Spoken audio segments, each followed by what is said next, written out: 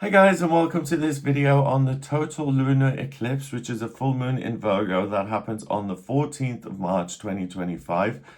Thanks for joining me. It's a pleasure to be with you today. The timing depends. If you're on the west coast of North America, it happens on the 13th of March at 11:54 in the evening. If you're on the east coast, then it happens at 2:54 in the morning. And in terms of the timings here, just a little bit of housekeeping before I look at the chart. In the States, the clocks change on the 9th of March. In the UK, the clocks change on the 30th of March. And that's why there's only a 4-hour difference between the east coast of North America and the UK at the moment. And in my time zone, I'm in Bude in England. This happens at 6:54 in the morning. Now, to draw up the chart, I'm using the Placidus house system, and I also looked at the mean mode and the true node, and there's absolutely no difference between them. So I've decided to use mean mode to draw up this chart. Now, the way this eclipse works is we've got the sun here, we've got the earth in the middle, and then we have the moon over here. And the light of the sun shines onto the earth. The shadow of the earth is then cast onto the moon, and the moon is in the darkest part of the shadow. And you'll be able to see this in North and South America. But before I started writing this horoscope, I was thinking about this. The way this moon is going to show up is as a blood moon. The shadow of the earth, it casts this reddish coppery kind of color. So with the moon being in the darkest part of the shadow, it's going to appear as red and kind of dripping in blood, right? And I thought, isn't that interesting? I'm in the business of interpreting symbols, and the shadow of the earth could be purple, or it could be green, or it could be blue. It could be whatever color there is, but it's not. It's the color of blood. And I just thought about that.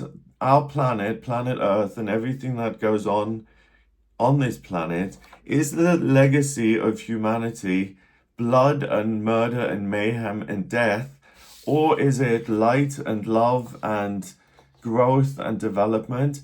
And that's why I included two different dwarf planets in this chart. So the chart you see next to me here, that's a snapshot of the sky at the moment. This total lunar eclipse, this full moon in Virgo takes place. And I've included Ceres, which is the name of the goddess of abundance and the harvest in Roman mythology. In Greek mythology, it's Demeter. And Demeter is the goddess whose daughter Persephone was abducted by Hades, the lord of the underworld. So she knew what it was like to experience heartbreak and injustice. And then I've also included Sedna.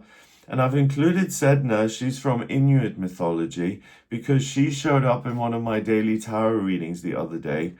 And if you'd like to watch my daily tarot readings, then please become a member of my channel. But Sedna, the story is absolutely gruesome. She was holding on to the side of the kayak, and her father chopped off her fingers, and she went down into the depths. So she's known as the sea goddess. Her fingers then became whales and seals in mythology. But she's also associated with vengeance, obviously, because of the crime that was committed against her. Also on this day, during this eclipse, we have Mercury, the communication planet, that goes retrograde on the 14th of March until the 7th of April 2025. So when Mercury is retrograde, expect issues with communication and transportation. So give yourself a little bit of extra time if you're traveling, because there may be delays. If you're writing the next chapter of your book, or you're drawing up contracts, or you're in mediation or negotiations, make sure that everything that's captured on paper in writing is absolutely correct, because during a Mercury retrograde, errors can show up and can appear. The good thing about a Mercury retrograde is that we're able to change our perspective and we're able to see things differently. And I don't think it's a coincidence that Mercury goes direct, it's stationed here during this period. that it goes retrograde during an eclipse, because the process of the full moon is interrupted here via this eclipse, right? And the influence of it will be felt for the next 6 months. So with Mercury opening up your eyes and saying, consider other ways of being, consider other ways of thinking and operating and presenting yourself, it really indicates that that's the first thing here that says this is an eclipse that's all about changing your heart, changing the way you feel, and changing the way you operate when it comes to things that make you feel like you're home, the most important things in your life. If you think of the moon, it does represent your feelings, right? And it's completely blacked out by the shadow of the earth. So there's a shadow that's cast on your heart, on your feelings, and it's almost like someone pressing the reset button and saying, hang on a minute, all of your relationships that you've got in your life, all of the things that you're connected to, reevaluate those. Maybe the relationship that you're in isn't particularly conducive to your health. Maybe the job that you have signed up for is something that you dislike, and there may be other options to change that and to make yourself feel better, or to give yourself a greater sense of love and home and a sense of warmth and like I'm cared for and there's a sense of abundance in my life. Okay, so let's have a look then at what is going on. So first of all, we have the sun. That's at 23 degrees in Pisces, and that opposes the moon at 23 degrees in Virgo. So they're 180 degrees away from each other in an opposition. The sun at 23 degrees in Pisces, 2 and 3 is 5. 5 is freedom. And Pisces is the last sign of the zodiac. It's a water sign, and it's got the luxury of hindsight. It's completed the journey through the zodiac. It's gone through all the different signs, and it's now getting ready for its next incarnation. And it's looking at its life in the sense of, this is completed, and these are the things that I was proud of and that I enjoyed and that I loved. And these are things that were injustices and that were wrong and that I didn't want and that I could have done differently.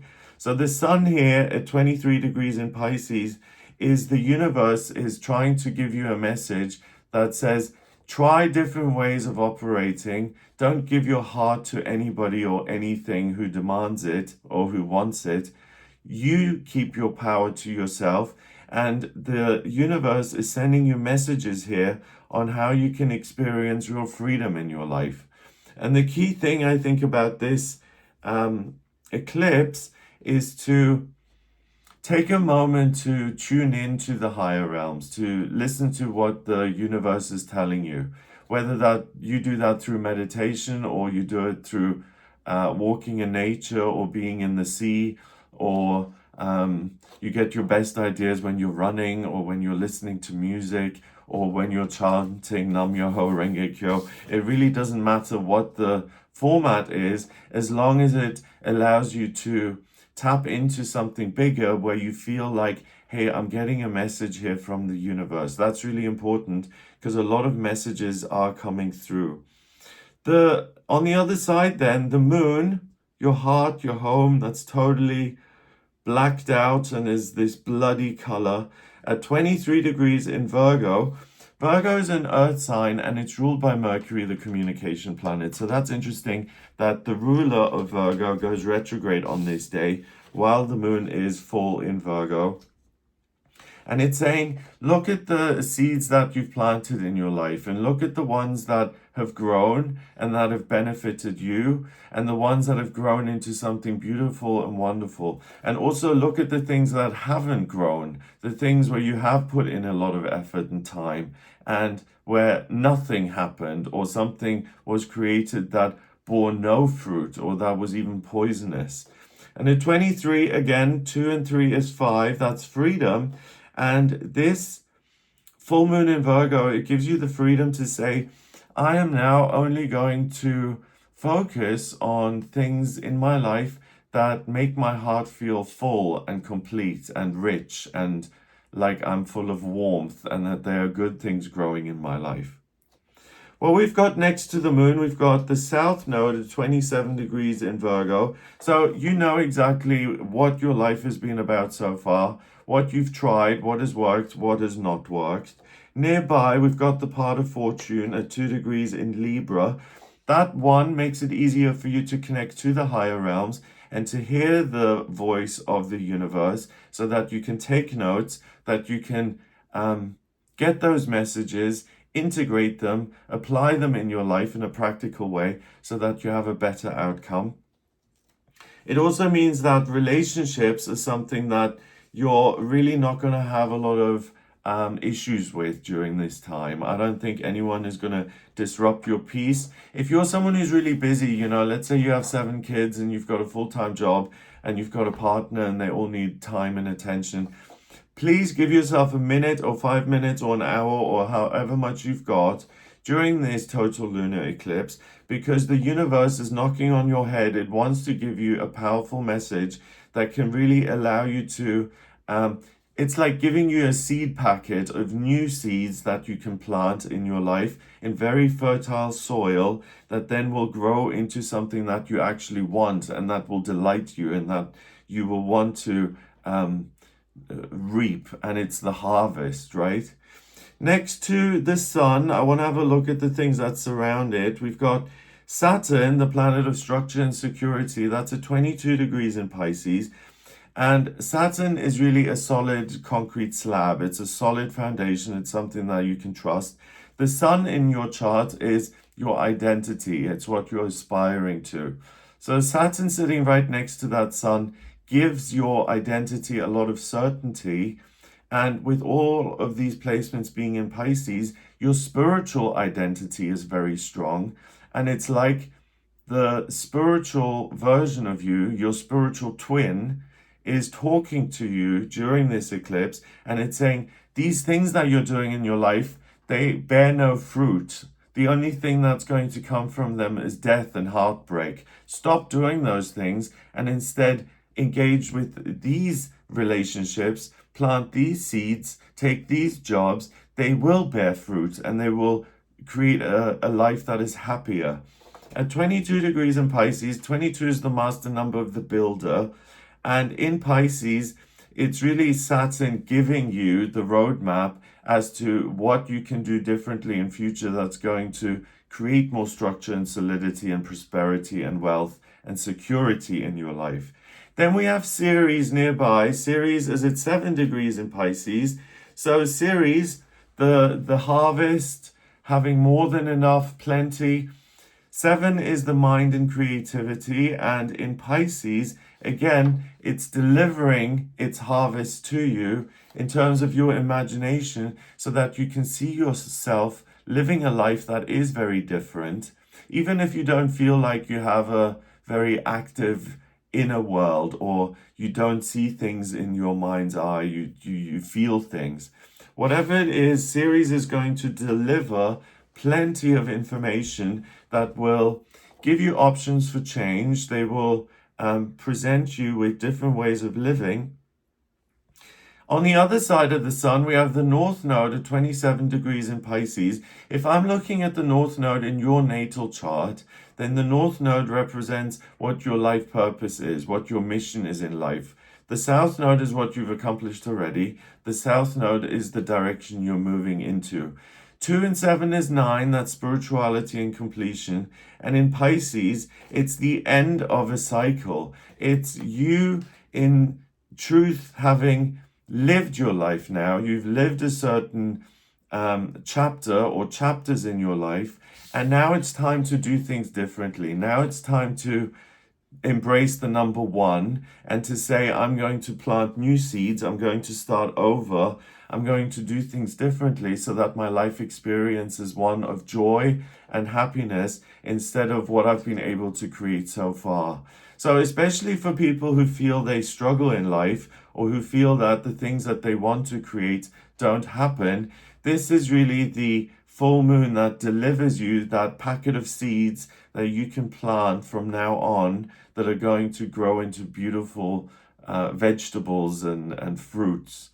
Neptune is at 29 degrees in Pisces. Neptune rules Pisces, and it goes into Aries soon. I'm going to make a separate video on that because Neptune moves very slowly. So the fact that we still have Neptune in the sign that it rules here is a real blessing and a real gift, because 29 is 11, is the master number of service, and Neptune, your subconscious, your dreams, your inner world, empowered in the sign that it rules. It's being of service to you, and it's saying, here you go, here's a different way of living, try it out. You may find that it works much better for you. Then the moon forms certain relationships. First of all, the moon trines over to Uranus in Taurus at 24 degrees. Uranus is the planet of the miraculous and the unexpected. It's the planet of chaos and possibly even destruction. 2 and 4 is 6, that's a temporary opportunity. And in Taurus, that is your life as it is now. And the connection of the moon to Uranus, it taps into this willingness to say, I'm going to throw my life as it is up in the air, and I'm going to see where the splinters kind of fall, and I'm going to choose what I'm going to pick up and what I'm going to connect with again, and what I want to leave behind. And then we have Sedna next to it, and Sedna is this dwarf planet that I mentioned at the beginning of this video. Sedna at 0 degrees, whenever you get anything at 0 degrees, as far as I'm concerned, my opinion, let me know what you think in the comments. But at 0 degrees, you get the quintessential nature of that energy, right? And it's at 0 degrees in Gemini, the sign of the communicator. It's also a sign that's ruled by Mercury, the communication planet. And Sedna at 0 degrees in Gemini, it may say to you, it's time for you to express your resentments. It's time for you to express what you didn't appreciate. The comments that were made that made you feel uncomfortable or disgusted. Or if there's a relationship where you're being treated a certain way, it's time to possibly, if you've been staying quiet about all of that and have kept that to yourself, it may be time to express that and to say, I don't like the way you treat me. I think I'm worth more than this. I want a partner who supports me and who wants me to thrive and who wants me to become my best self. And I don't see you doing that. And in fact, I don't see you doing very much that brings anything of value to my life. And feeling empowered here via this full moon, if you've been ho-humming about a relationship and whether it has any value, expect this resentment to rise to the surface and expect it to fall out of your mouth very quickly and easily. So if you are someone who has wanted to end a relationship but you can't because you censor yourself, you'll find it much easier to speak your truth and to be incredibly direct. If you want to stay in this relationship that you know is no good for you, fundamentally, that serves no good purpose, then make very, very sure during this lunar eclipse that you're not around that person very much, because you may say things which give a glimpse to how you're really feeling. That then, let's see, the moon trines that. It also sesqui squares, so it's 135 degrees away from Pallas at 8 degrees in Aquarius. And Pallas is wisdom. 8 is power, and Aquarius is the sign of the humanitarian and the teacher. So the moon connects to your own inner wisdom, and it says you have the power to express your truth, and you're able to be of service to yourself in life. You're able to detox things that don't work for you. You're able to let go of those. You have permission to let go of toxic things in your life. But also it may give you the wisdom that you have something to say to other people that may empower them, that may inspire them. And maybe this is the time to express those things and to be of service to those people by giving them information that might help them on their journey. What's next to Pallas is Pluto, the planet of transformation and change, death and rebirth. and that's at 3 degrees in Aquarius. 3 is communication and new beginnings. Again, Aquarius, it's an air sign, but it's known as the sign of the water bearer. So letting go of the things that are negative, letting go of things that feel like death and despair, and creating space instead in your life for new things to come in, brilliant ideas that fascinate you, different places to live, learning new languages, starting new relationships, feeling that fire of the phoenix rising from the ashes and saying, I'm not going to engage with the things that I've experienced so far. They have not made me happy. I am now prepping myself for more. I'm preparing myself, and I'm making space for better things to come into my life. The moon then also trines that planet, Pluto, in Aquarius. So it forms a similar connection with it. Then it sextiles Juno at 1 degree in Sagittarius. Juno is endless summer. 1 is the vibration of the pioneer and the boss. Sagittarius is the centaur. The centaur has his bow and arrow. He points that in a particular direction and he gallops towards it. So this connection says, I am now going to choose what makes me happy, and I'm going to move towards it. I'm going to pursue it, whether that means I enroll for the course that I've always wanted to take, or I leave this whole situation that I'm in behind, or I travel to the country that I've always wanted to explore. It's time for me to experience summer in my life. It's time for me to experience warmth and plenty and a sense that life is easy and good. Then it also semi-squares. It's 45 degrees away from Vesta at 18 degrees in Scorpio. Vesta is the hearth, the home. 18 is 9, again, the end of a cycle. Understanding and hindsight. And in Scorpio, this is a connection that says, I know what gives me a sense of being secure and grounded and at peace.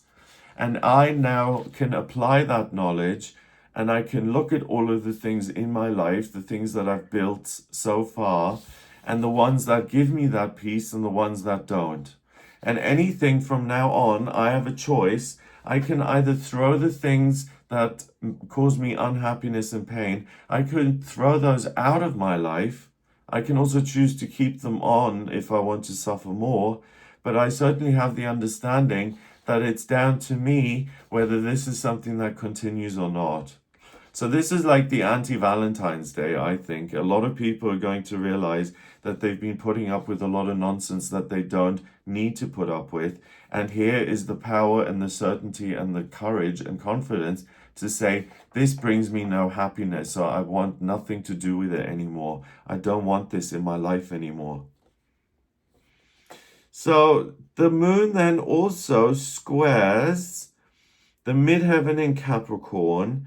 That squares back down to the Sun and the North Node and Neptune in Pisces, and that opposes all the energy between the Sun and the Moon. So with that, we have a T-square, which is an area of friction, and it peaks with the midheaven in Capricorn at 1 degree.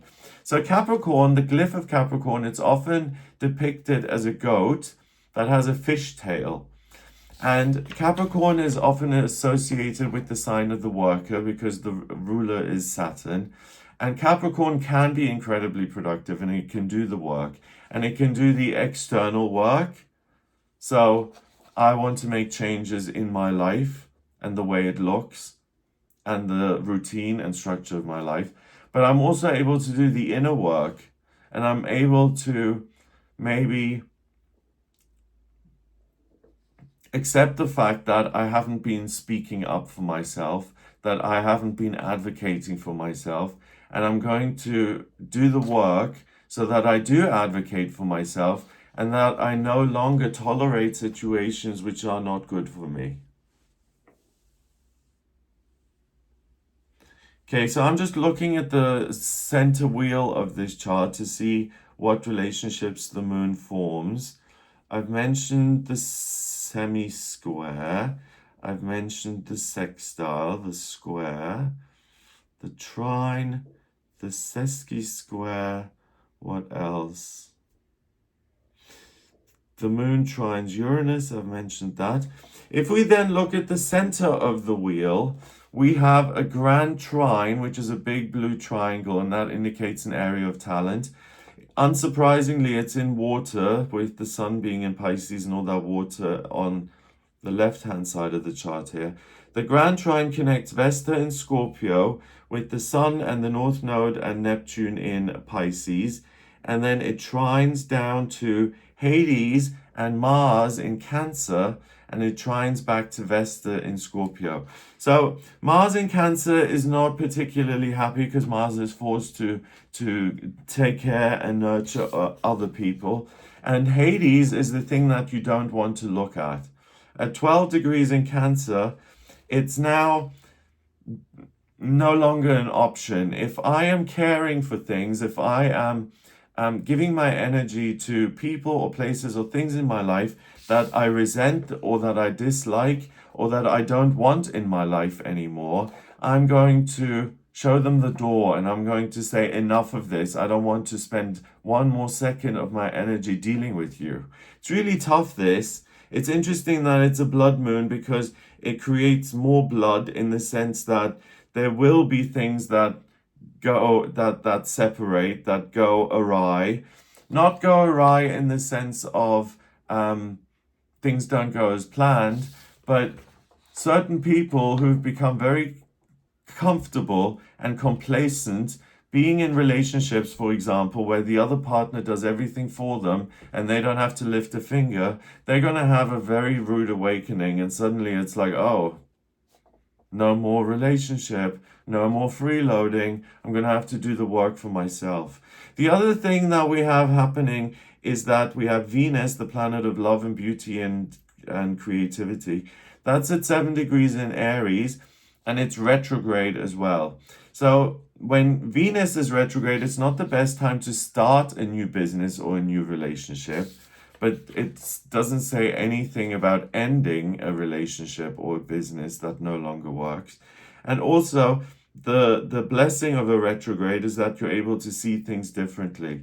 So what is it that you have become complacent about yourself? What is it that you've said, oh, I loved this 20 years ago, I'm expected to love this now, whether I do or not hasn't been up for discussion, it hasn't been a question. You will question that right now. And you will say, if this is something I no longer want, I'm going to show it the door. And then we have Chiron hanging around as well. Chiron is at 21 degrees in Aries. Chiron is an asteroid that's known as the wounded healer. At 21 degrees, 2 and 1 is 3, communication and new beginnings. In Aries, take charge of your life, take your power back, and become responsible for your own healing. And the easiest way to heal yourself is to, first of all, get rid of the toxins. This is also then a good eclipse to look at any addictions that you've got. If you've been literally filling your body with toxins, to say, is this something I want to detox from? Do I want to free myself from these substances which now govern and rule my life? And do I want to take my own power back? Do I want to get my life force back? So this total lunar eclipse is not for the faint of heart, but it certainly gives you the opportunity to detox your life. We almost have a mystic rectangle, but I'm usually very generous with those, but in this case it doesn't quite fit, so I'm not going to include that. And I'm just looking if there's anything else here that I may have missed. Got the T-square, the grand trine. But what I also just want to draw your attention to is the amount of red lines that we have between the sun and the north node in Neptune, and the moon and the south node and the part of fortune. We have so many red lines, oppositions, frictions, things no longer work. I'm on this side, you're on that side. We're not on the same team anymore, and I'm not going to pretend that we are. So someone who was a frenemy for a while will now graduate into being an adversary, and you say, no more of this.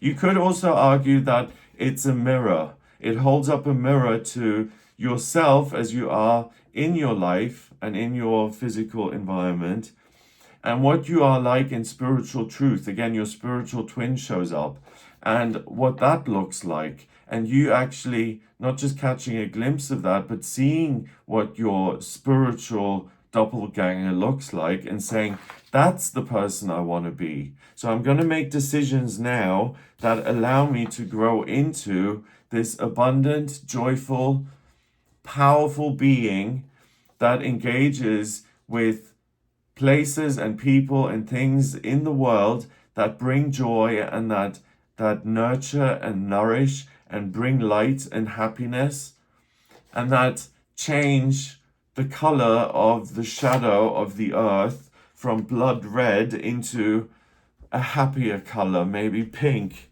or maybe bright blue or something positive. The modes here that are strongest during this eclipse are cardinal. Cardinal inspire you or prompt you to take charge of what is going on in your life. No one else is going to do this for you. It's you doing it for yourself. And we have a lot of elements that are powerful. We have a lot of fire, we have a lot of earth, we have a lot of water, we have less air. So this isn't a process that is just intellectual. You don't have to figure it out by kind of, analyzing it intellectually. It's about looking at what you have in your life, feeling what you feel. Does it make me happy? Does it make me unhappy? And that's enough. I don't need to do any more research than that. If it makes me miserable, then I'm going to get rid of it. So that's what I get for you during this total lunar eclipse. I hope that gives you something to go on. If you'd like to find out how this impacts you specifically, so which one of your houses this takes place in, either for your rising sign or for your sun sign or for your moon sign, then please get in touch with me for a personal reading via my website. It's gregoryscott.com. To draw up your birth chart, I need your place of birth, date of birth, and time of birth. If you don't have the time of birth, that's not the end of the world. I can either use sunrise, or there's a process called chart rectification where you send me 10 or more significant life events. And I mean significant, not like I graduated high school in 1997, right? Something that was meaningful and that had an impact on you and who you are right now. And once I have that, then I'm able to manually work out your time of birth, which makes the chart more accurate. Particularly, I have the right ascendant and I have the right house placements, which is important. So once I have your natal chart in front of me, it's like a blueprint of who you are. I can analyze that, see what your vocational aptitudes are, what your life purpose is, what your strengths and weaknesses are, what's destined for you in certain areas of life, money and relationship and friendship and spiritual development, but also where you have the ability to work and where you can change your destiny and where you can change things around. The key thing about astrology that I want to express is that it's not a tool that is meant to make you feel like it's doom and gloom and you're under the control of some sort of negative influence. It's a tool to empower you and to say, if there are certain things in my chart that say that require some work, then I will do that work and I will overcome these obstacles and I will turn weaknesses into strengths. It's really a tool for empowerment. It's not something that governs your life and which you have to kind of bow down to or kowtow to. It's something that's meant to be empowering. To look at what's coming up in future, I look at your transits and your progress chart. That shows me what's coming up. If it's near your birthday, also draw up a solar return chart. That's a really good tool because that shows me what's happening from your birthday this year until your birthday next year. But I do need to know where you are location-wise on your birthday to be able to draw up a solar return chart. If there's anything around location or moving, I look at the astrocartography. And that's a process where if I'm looking at your natal chart, it's me on Earth looking up. The astrocartography is static. It's based on your natal chart. It's just that the perspective is different. So I position myself in the sky. I look at how the planets were moving over different parts of the Earth, and I can tell you which areas, which places in the world are going to work for you and which ones aren't. So Berlin may be great, but Barcelona may be even better. New York may be less than ideal, but Mauritius may be fabulous. So if you have any of those questions, please do get in touch with me for a personal reading via the website gregoryscott.com. If you like this video, give it a thumbs up, please, so it shows up in searches. Subscribe for more videos in future. And if you think this video has useful information, then please share it with your friends, family, anyone who you think may be interested in hearing this. That's what helps the channel grow. I'd be ever so grateful for that. I hope you have a wonderful time here during this eclipse, and I'll speak to you soon.